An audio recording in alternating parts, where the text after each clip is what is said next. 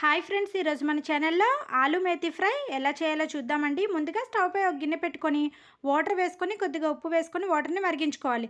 తర్వాత దానిలోకి చిన్న ముక్కలుగా కట్ చేసుకున్న ఆలు వేసుకొని ఒక 90% కుక్ చేసుకోవాలి. ఇప్పుడు వేరొక స్టవ్ పై ప్యాన్ పెట్టుకొని 2 స్పూన్ల ఆయిల్ వేసుకొని ఆవాలు, జీలకర్ర, పచ్చిశనగపప్పు, మినపప్పు, కరివేపాకు, ఎండుమిర్చి వేసుకొని వేయించుకోవాలి.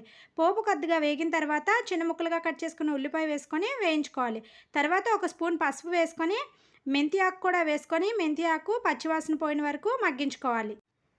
మెంతికూర ఈ విధంగా మగ్గిన తర్వాత మనం ముందుగా ఉడకపెట్టుకున్న ఆలు వేసుకొని మిక్స్ చేసుకోవాలి. ఇప్పుడు దానిలోకి ఒక స్పూన్ కారము, ఒక స్పూను వేయించిన ధనియాల పొడి వేసుకొని మిక్స్ చేసుకోవాలి. నేను సాల్ట్ వేయలేదండి. ఆలు ఉడికించినప్పుడు మనం ఉప్పు వేసాం కదా, ఒకవేళ సరిపోకపోతే యాడ్ చేసుకోండి. ఈ విధంగా ఇవి వేసుకున్న తర్వాత మరొక నిమిషం పాటు మగ్గించుకొని స్టవ్ ఆఫ్ చేసుకోవాలి. అంతే అండి, టేస్టీ ఆలు మెంతి ఫ్రై రెడీ. ఇలాంటి మరెన్నో రెసిపీస్ కోసం ప్లీజ్ సబ్స్క్రైబ్ అవర్ ఛానల్.